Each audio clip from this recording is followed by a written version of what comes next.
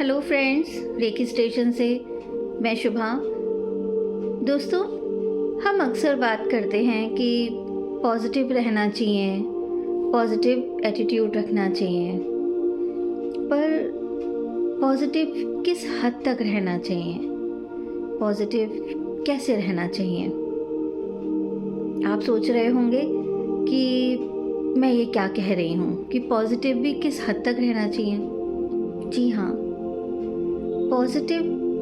Positivity या positive thinking, positive thoughts तभी तक सही हैं जब तक वो हमें गलत करने नहीं देते।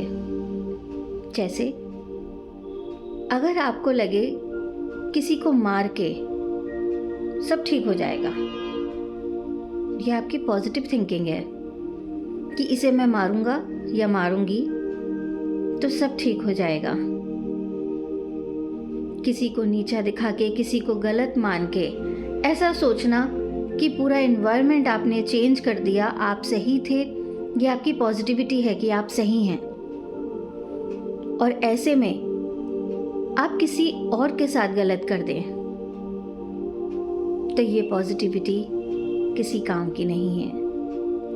इसलिए हमें समझना होगा कि हम कहाँ हैं, हम क्या कर रहे हैं। पॉजिटिव होना गलत नहीं होता, लेकिन हाँ, जब हम किसी के साथ गलत करते हैं और इस पॉजिटिविटी के साथ करते हैं कि हम सही हैं, ये गलत है। इसका मतलब हम पॉजिटिव नहीं हैं, हम सेल्फ सेंटर्ड हैं, सेल्फ सेटिस्फेक्शन के लिए कर रहे हैं। हमें ऐसा लग रहा है सिर्फ हम ही सही हैं। समझना होगा, सेल्फ सेंटर्ड होना, सेल्फ रिस्पेक्ट करना ये गलत नहीं है। थोड़ा बहुत ईगो भी चलता है। जब व्यक्ति सेल्फ मेड होता है, इंडिपेंडेंट होता है, सब कुछ अपने दम पे करता है, तो थोड़ा बहुत ईगो बर्दाश्त किया जा सकता है। लेकिन ये मान लेना या आपके सेल्फ सेंटर्ड होने में आपके डर का ख़त्म हो जाना, ये गलत है। डर को अगर आप पॉजिटिविटी के साथ लें तो ये आपको कभी गलत नहीं करने देगा। एक ऐड हम सब ने देखा है, डर के आगे जीत है। कभी समझने की कोशिश की आपने इसे, या सिर्फ ऋतिक रोशन को देख के ऐसा लगा कि हाँ, डर के आगे जीत है। सिर्फ स्टंट करने से ही डर के आगे जीत नहीं, लाइफ एक हमें हर मोड़ पे स्टंट कराती है। और जिन लोगों में डर रहता है वो कभी गलत नहीं करते हैं, वो कॉन्फिडेंस के साथ आगे बढ़ते हैं। लेकिन हाँ, अगर आपके जीवन से डर खत्म हो जाता है तो सही और गलत के मायने हम नहीं समझ पाते। डर हमें आगे बढ़ने से रोकता नहीं है। अगर हम कैपेबल होते हैं, हम पॉजिटिव होते हैं, तो हमें लगता है कि हाँ, मुश्किल ज़रूर है पर हम कोशिश करेंगे, हम आगे बढ़ेंगे। तो दोस्तों, हमने सबने पढ़ा है इड और ईगो, ये दोनों ही एक तरीके की मानसिक बीमारी हैं। हर चीज़ का एक लेवल होता है। जैसे खाने में नमक अगर स्वाद अनुसार होता है तो खाना बहुत टेस्टी लगता है, और ज़्यादा हो जाता है तो वही खाना खाया नहीं जाता। ऐसे ही ज़िंदगी में आगे बढ़ते रहना, पॉजिटिविटी के साथ आगे बढ़ना, अपनों के साथ रहना, अपनी सेल्फ रिस्पेक्ट रखना, ये गलत नहीं है। लेकिन जब ये एक लेवल से ऊपर हो जाता है तो ये खतरे के निशान को पार करने वाली वो बाढ़ होती है जो सब कुछ तबाह कर देती है।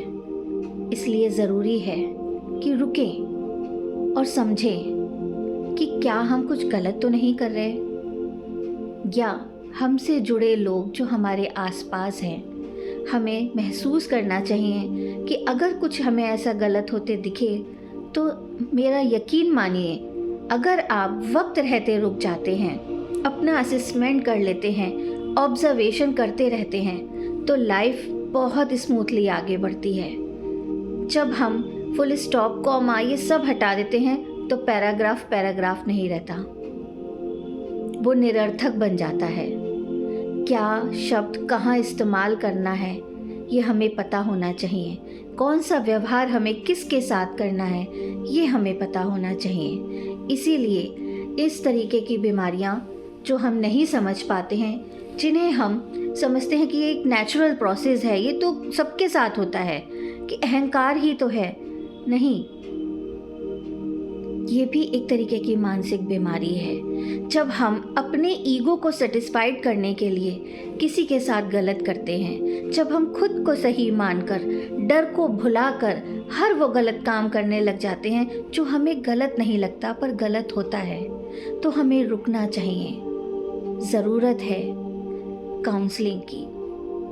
जाएं और वक्त रहते काउंसलिंग कराएं। अपनों की लाइफ से सीखना बहुत ज़रूरी है, इसलिए अपना असेसमेंट कीजिए, अपनों का कीजिए, पर गलत मत कीजिए। हमेशा आगे बढ़ते रहिए, रुकते रहिए, बढ़ते रहिए, बस गलत मत कीजिए। Thank you friends.